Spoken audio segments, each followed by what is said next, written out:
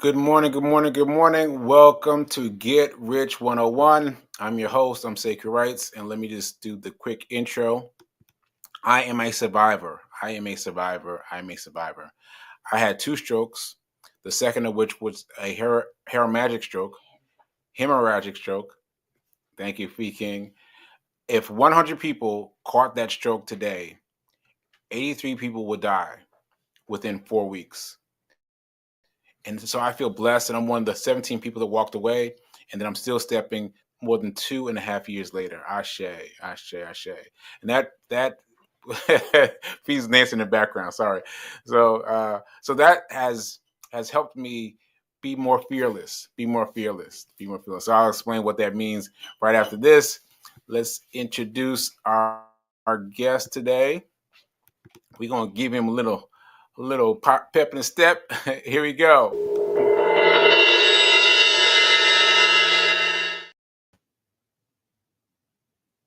Good morning. Good morning. Hey, Allan, how you doing? I'm okay, man. How you making out? I'm making out. I'm making out. I'm making out. So yeah, so we didn't get a chance to talk in the green room. So just letting you know that I have had a stroke recently, and it's still affecting me. And so if you catch something in my speech, that's just a phase you're messing with you. So that's all it is. That's all it is. God bless you, bro. God bless you. I'm glad that you're still persevering, man. You got Uh, this ministry to help people, and you could have let it slow you down, but you did not, and that's a blessing. It did slow me down for a minute. It did slow me down for a minute, but I had to revamp myself. And so what I did was, because everyone's conversation around me was low. Did you hear about Sekou? Did you hear about Sekou? It was very low. And what I did to change the conversation up on me is I ran the marathon, my first marathon. Yeah. And so that really turned things around for me. So that got everybody thinking, oh, wow. Did you hear about Sekou? Did you hear about Sekou? So I got the energy up. I got the energy up. Yeah, that's great, man. That's great. You are blessed, bro. Thanks, bro. Thanks, bro. So hope you're feeling better. Hope you're feeling better. And let me bring this up to speed. I ran across you as I was at my financial advisor's office. He's Charles Schwab. And I was at his office, and there's this big TV out front, and I'm just sitting there waiting, and I look up, and who do I see? This is what I saw. Can you see this? Oh yeah. That's what I saw. I was like, "What a brother!" I was like, "Oh, I got to reach out to him. I got to reach out to him. I got to reach out to him." And so you were talking about some interesting things then, and some interesting things. I've been keeping track of you since then, and I am very grateful to you for making time for me. Really, I really appreciate that. So All yeah, man. all good. Yeah. I'm glad to help, man. And what's interesting, I'm surprised anybody saw that particular clip. Like I do a lot of different ones. I'm on CNBC. I'm on Fox Business, which I don't talk about a ton. Oh Um, wow. and I'm on Bloomberg, and it's always amazing. I never know who's going to see what, and then the fact that you saw that one, which was a network that I never even go on except for this one time. It was meant to be for us to connect, I suppose. Yes, it was meant to be. Because I was like, when I was trying to go into my boss, I was like, "Who's that? Who's that guy? You know that guy?" So yeah, very cool, very cool. Yeah, So Schwab tell also, us, they had me in their ads for like a year. So some people recognize me from the ads. They had these independent financial advisor ads. And really? for like 2 years, I was in those ads also. So some people recognize me from that. Okay, okay. Well, I got ahead of myself. Would you please introduce yourself? Let us know what you do. Sure. So my name is Allan Boomer. I am the Chief Investment Officer and founder of Momentum Advisors. Momentum is one of the largest and fastest growing Black owned independent wealth management firms in the country. All right. We were founded in 2012. I founded the firm in 2012. Today, we have about $400 million in client assets, and we Wow. cover clients literally across the country, all over the country. And what we help people with is really their financial planning and their investments, and also just giving them clarity into their financial plan and their financial future. Wow. So you said $14 billion? No, 400 million. 400 million. But I received the 14 billion. I received that as our Yeah, right. Get it. I'm sending it to you. I'm sending it to you. Wow, yes, that's still a lot of money. That's still a lot of money. Okay, and yes. so how long? So you said a a a what's that called? A recently re- revealed. Ah, man, I'm sorry, I forgot it. I had it listed on the show. Let me just put it up for a second, and then I'll get it from there. Here we go. So here you call yourself A a reform reformed Wall Street cat. cat. Yeah. So what's that mean? Just tell us what that means, because I thought that was funny.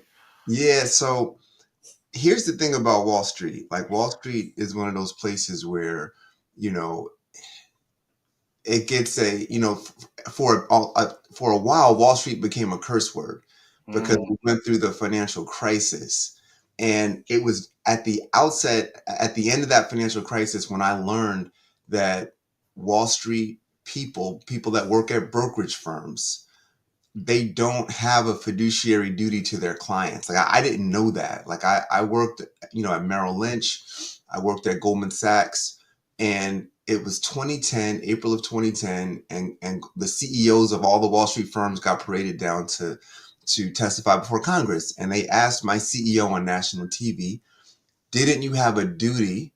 And it was Auntie Maxine Waters in the Oh House. wow, Auntie Maxine. Yeah, she said, "Didn't you have a fiduciary duty to look out for your client's best interest?" And at this point, I had been on Wall Street for 15 years. And I was like, oh, this is about to be the good part. He's going to Right, say yes. right. My CEO on national TV said no. What? And I'm like, no. And, What? and, and I'm thinking maybe he read the teleprompter wrong. Maybe Right. he made a mistake. He's going to clean it up. But instead, he doubled down. My CEO said, our clients are big boys and big girls. They know exactly what they're getting themselves into. It's not our job to look out for their best interests. It's our job to give them what they want at a fair price. And Wow. felt like somebody had scratched the chalkboard that day, Right. because if someone had asked me, I was a financial advisor, to be a client at Goldman Sachs, you needed $10 million. So we had a lot of clients with a lot of money. And if someone had asked me, don't you have a fiduciary duty? I would have said yes, because I thought that that's what you're supposed to say. I thought that I did have that duty, but I learned on that day that no brokerage firm, and God bless Charles Schwab, like if you're dealing with Charles Schwab directly, then you don't have someone who is signed up to be a fiduciary looking out for your best interest. And I'm not saying you've done something wrong. I'm saying that we as the public have to recognize the relationships that we have and what they entail. And I think for most people, they don't know that financial advisors, the majority of financial advisors, don't have a fiduciary duty. So the reason I call myself a reformed Wall Street cat is that I quit my job that very month. Wow. I joined a fiduciary firm, and then I ultimately started a fiduciary firm. And it's an option that firms, when they're setting themselves up, or you could opt to be a fiduciary. It's literally a form you fill out to say, look, I want to be a fiduciary. And so Wall Street doesn't view it that way. Like on Wall Street, they assume that if you have a lot of money, then you know exactly what you're getting yourself into. But I know that's not Mm. true. I had clients, one client, his mom died and he was in college and he had over $1 million, but it's because his mom passed. He wasn't sophisticated. Right. And Wall Street views that person as being sophisticated, because how else would you have come up with $1 million+, right? Right. And so bottom line, my firm is all about helping people. It's all about being a fiduciary. It's about looking out for people's best interests. That's fascinating. That's fascinating. So there's a lot of places I want to go from here, but let's talk about your client. Your client had $1 million and was unsophisticated. So what did you do to help that client? Yeah, so I had a number of clients like that. I had another client who divorced a billionaire, and her son walked away with 50 million each. The Wow. other woman wasn't a college graduate. But going back to the kid whose mom passed away, um, he had a caregiver. His aunt took the custody of him, and I really just helped him to get educated financially over time. Like he's Okay. a wonderful man now. Like he's been my client for over 10 years. And Wow. when I met him, he was 17 years old, about to go into college. He's now not just a college grad, but an attorney. And he's Wow. working in public defense work, helping people that, don't have the ability to afford a lawyer. And he's Mm, married, he's got a kid, he's a homeowner. right. I just helped him to become financially literate, help him to understand that this money, while I'm sure you'd rather have your mom, it's a gift that can be used to enhance your life. Right. What's interesting is like some people receive a lump sum of money and they think that it's enough to change their lives, meaning Mm, like, I don't have to work anymore. I can just live off this money. mm, Often it's not the case. right. Often these lawsuit settlements, this life insurance proceed, this inheritance, it's often enough to enhance your life Hmm. but not change your life. And I think with Right. him, we came up with a plan that helped him to enhance his life, and he's doing great, and I'm super proud of him. That's great. That's great. And mind you, I flipped having a financial advisor in there all quick, but it was not a quick process for me to get a financial advisor.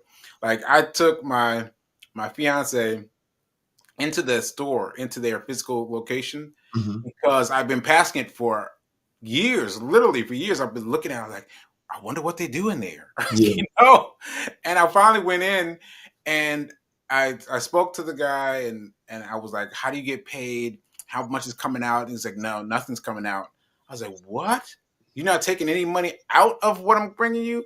So anyway, just the fact that I have a financial advisor, the fact that I can incorporate that into a sentence that I saw you on the screen at my financial advisor's office feels great to me.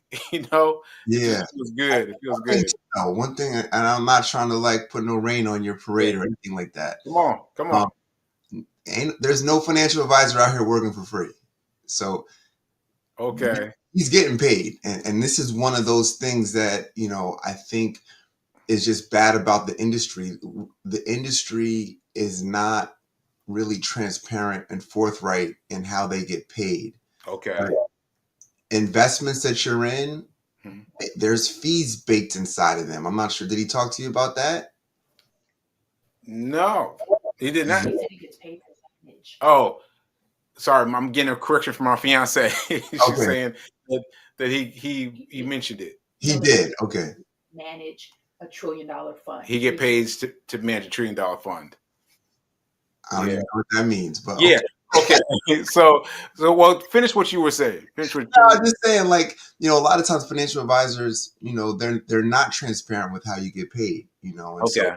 it's up to us. Like, I think it's a big question if you're dealing with a financial advisor is how do you get paid, and then for you to Okay. understand, how that might impact you. A lot of financial professionals get paid to sell you stuff, meaning they get a Mm, commission if you go into this fund or a commission if you go into that fund. okay. Literally, like, this is the crazy thing I learned while working on Wall Street. Wall Street's the only place that will charge you three different prices for the same exact product. So Mm, imagine if you walked into, imagine, Sekou, you and your lady are walking into mhm. a restaurant, and right behind Right. you is me and my lady are walking into that same Right. restaurant. Right. Right. Right. Okay, imagine you get to the front door and they say, Sekou, there's a $10 cover charge tonight for you, and you pay it to get into the restaurant. Right. Then I walk in, they're like, "Oh, Mr. Boomer, no charge. You walk in What? free." Then you sit down What? and you get put. They put a menu in front of you, and your menu says that, okay, oh, you want the grilled chicken with the mashed potatoes and asparagus? That's going to be $30. And then Oh, they give me a menu and it says grilled chicken, mashed potatoes, asparagus, $15. what? And then when you get your bill, you see that automatic gratuity got added. And then when I get my bill, oh, sir, there's no gratuity. We won't even accept gratuity from you.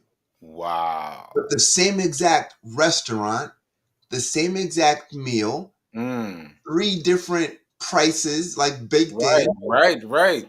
This is the thing they don't tell you about. And a lot of times, like if you are with a brokerage firm, they will elect to put you into the vehicle that has a lot of those additional fees baked into it. I'm not saying that your guy did that. I'm not saying that. But but financial advisors don't often take the time to explain that. And that's what makes the difference between a fiduciary and a brokerage firm. With the fiduciary firm, we've got to not only explain all that to you, but we also have to make sure that we elect for you to be in the version that doesn't have the cover charge. They call that a load, an upfront load, that doesn't have the higher menu charge. We call that an institutional share class. And then also that doesn't have what's called a 12B1 fee. And that fee is gratuity. It's just a fee that goes back to the brokerage firm as a tip annually, just for the sheer fact that they put you into that version. And literally it's the same exact set of investments, but with different wrappers on the front. And that's the reason why these brokerage firms don't want to be fiduciaries, is because then all that pricing goes away. They no longer have the chance to charge all those extra fees to put you into your investments. And so again, that's one of the big differences between what I do and what the brokerage firms do. Wow. Again, I'm not saying they did you wrong, brother. Okay. All right. Well, let me just ask you this. Let me just ask you this quick thing before we move on. So, what is the difference between you and Charles Schwab, for example, in a brief? So I work with Charles Schwab, where I have a relationship with Schwab where they are the safekeeper of the assets. They provide a trading platform, and they give my clients the technology to be able to see their accounts. But what's different is that I have a fiduciary relationship with the client. Charles Schwab is typically not willing to have that type of relationship with the client. And so Schwab created a whole division of their firm dedicated to independent advisors, because they knew that there's a need for folks to deal with independent fiduciaries, and they wanted to be able to profit from it. So they created a division that allows firms like mine to access them but by adding in a fiduciary component in dealing with the client. So going back to Schwab, they're a brokerage firm. Brokerage firms get paid by commission. A brokerage firm, when I say commission, it's the similar situation to buying a car. Like when you walk onto a car lot, you expect that they're not looking out for your best interest. You expect that they're there to sell you the highest priced car with all the options, with the biggest warranty. And so you walk in with your guard up. Because you know that's how they get paid. You know that. Right. Well, when you walk into a brokerage firm, they get paid the same way that car dealership gets paid. You just don't expect that, right? Because they build themselves as, hey, and again, I'm not taking anything away from them. I think financial advisors do a good job at getting people towards their financial goals. There's a lot of studies that show that people who work with a financial advisor tend to do better than folks who don't.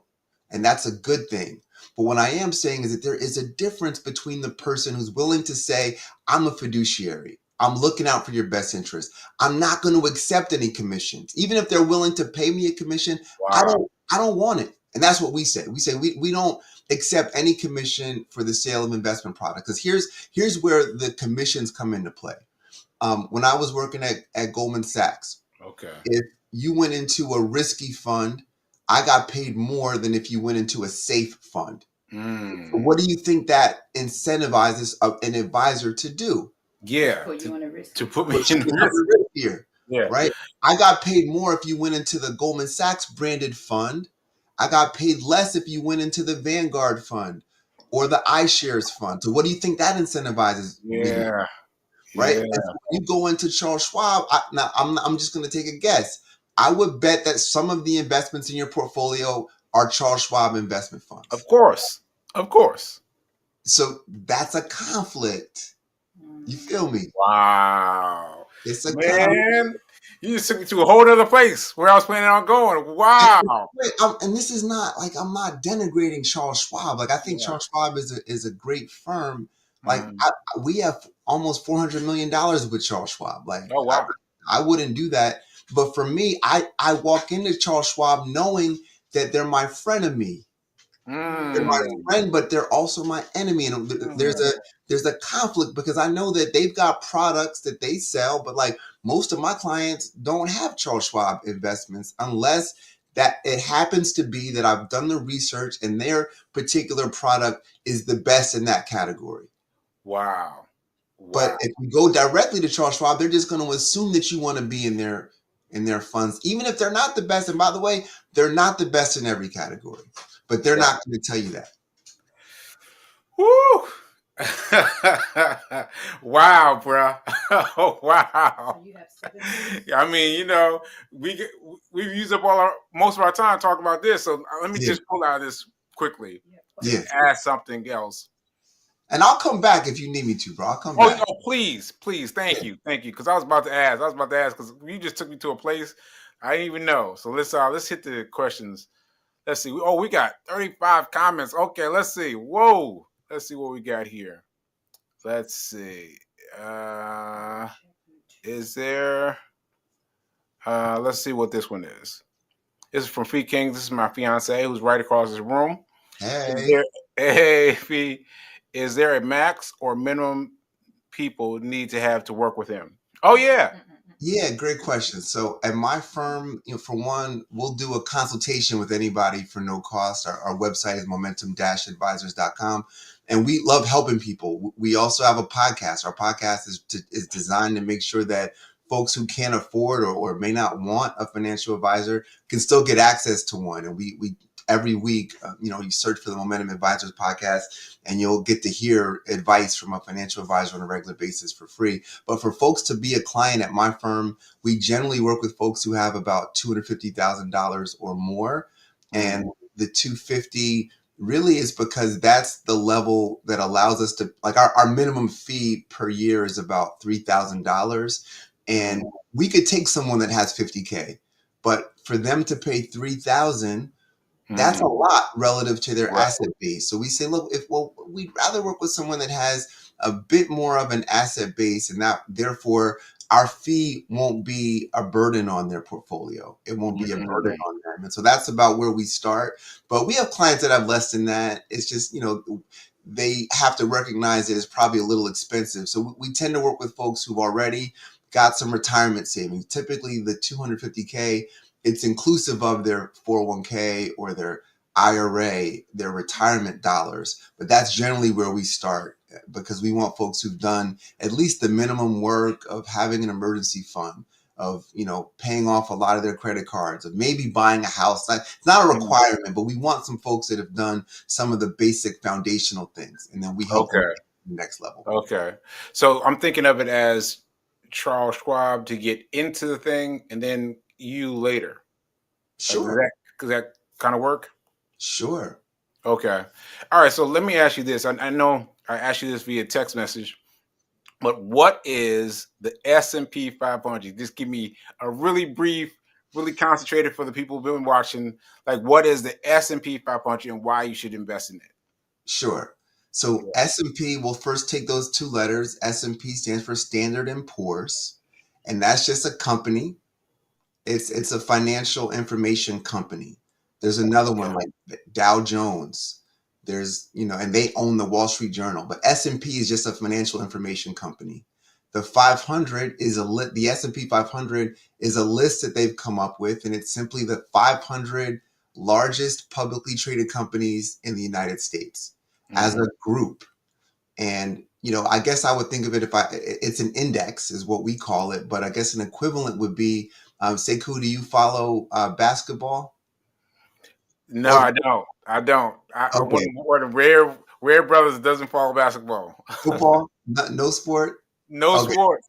No sports. Okay. All right. You're making it interesting for me. Okay. Golf a little bit. Okay, fine. Let's say I want to know how well am I doing relative to the field, right? Okay. In golf, I might compare myself to, like, it's funny. I used to have this thing. It was like a pool at work where they would say you can bet on a golfer or you can bet on the field, meaning like the golfers outside of this list of 5. There's a list of all the other golfers from America. Like, the Ryder Cup, they'll have like all the American golfers versus the Australian golfers versus the European golfers. So an index is just a group of golfers that I can compare myself to know if I'm doing a good job. In basketball, it'd be like if I wanted to compare my team to the Eastern Conference to know if I'm ahead of the curve, if I'm behind. So I use an index in 2 ways. One is to reference my own investments. Like, let's say I pick my own stocks and I want to know if I've done a good job. Well, I now have something to compare it to, because I can compare my investments to the investments of the S&P 500, which is a group of 500 stocks. How well did those stocks do? So that's one way to do it. But another thing I could do is, instead of picking my own investments, I can say, you know what? I'll just pick all 500 of those stocks. I can buy one fund that's going to buy me all the golfers from America, or buy me all the golfers from Australia, or all of the Eastern Conference in the NBA. I can buy all of that in one investment. So that's what an index is. And also an index fund, or an ETF, an exchange traded fund, would be the chance to buy that index. And what are some of the companies that are included in that fund? Yeah, I mean, it's typically household name companies, like companies you probably would recognize. Right now, a lot of folks are talking about the Magnificent Seven. Magnificent Seven. I meant to ask you that. What is that? The Magnificent Seven? It's just like these 7 stocks that have done really, really well in the last few years. So it's Meta, which is Facebook. It's Apple. It's Amazon. It's Netflix. It's Google. It's Microsoft and Tesla. And That's Tesla. the Magnificent Seven. Wow. Now, what's crazy, in 2025, those stocks are doing horribly.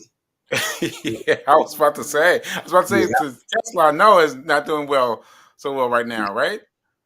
Yeah, I mean, right now we're in a crazy time in the economy where we've kind of got this. You see, Wall Street's going haywire. The S&P 500 yesterday was down 4%. The day before that, it was up 8%.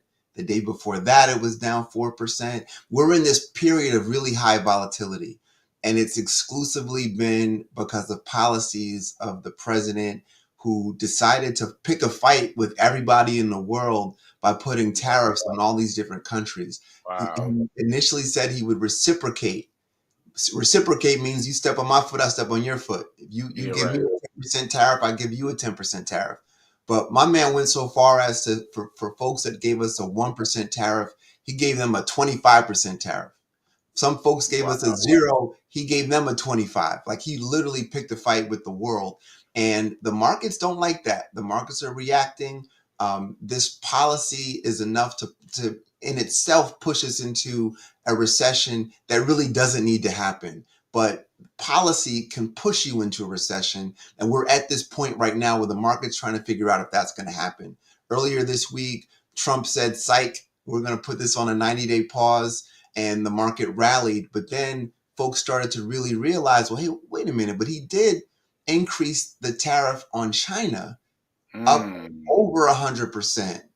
And there's a lot of things that come from China that we kind of need, that we don't have the ability to get from anywhere else. Even like, you look at your iPhone, there's components inside of that iPhone that come from China. And so your iPhone price is probably going to rise because of these tariffs. Wow. We're not really prepared to produce all the things that China produces today. We're not prepared. I don't know if, Sekou, for you, if you consider, you want to work in a factory, making shoes by hand. Like, we're not prepared for that. Our workforce isn't prepared for that. Our factories aren't prepared for that. But that's the idea, is that we want to tariff them because we want to bring those jobs here. It's just that that's an antiquated view. Like, we're not prepared for that. But that's what's happening. That's why the market's down. That's why the Mag 7 in particular is taking it on the chin, is that you've got companies like Apple that are very, very exposed to China. You've got companies like NVIDIA, which is a chip maker. There's a lot of exposure to China in that sector. So you're seeing those stocks that really were household names that did really, really well up until 2025 are now completely being thrown out this year. Not to say they're bad companies, but I am thinking there's a policy risk associated with them. Wow. Yeah. Wow. Wow, Allan, you have really exploded everything. We definitely got to have you back. We definitely got to have you back because you just took this interview in so many different directions. Yeah. So, what is your website? Sure. You can reach my company at momentum-advisors.com. There's a contact page there, and you can schedule, anyone can schedule a 30-minute consultation for no cost. And it doesn't matter if you have, the minimum that we talked about. Also, our So I can podcast. still get in. I can still get in on the Come on, bro. Come no on. cost. Oh, Come all right, on. all right, all right. Come on. I'm And gonna then call. our podcast is just called The Momentum Advisors. We're on every podcasting platform. We're not on YouTube, but we're on every other podcasting platform. The Momentum Advisors. All right, thanks so much. So I want to remind everybody that now is better than perfect. Where's my flyer? There it is. Now is better than perfect. Now is better than perfect because if I hadn't reached out to Allan, I wouldn't have known what he just talked about in terms of the difference between a financial advisor and what and A fiduciary. and a fiduciary. Thank you, a fiduciary. I didn't know how to what to call it, but thanks so much for having us, and thanks to everyone for being here. We'll see you all next week. Allan, if you would hang out for a second in the green room, and we'll just keep on talking. All right, we'll see you all later.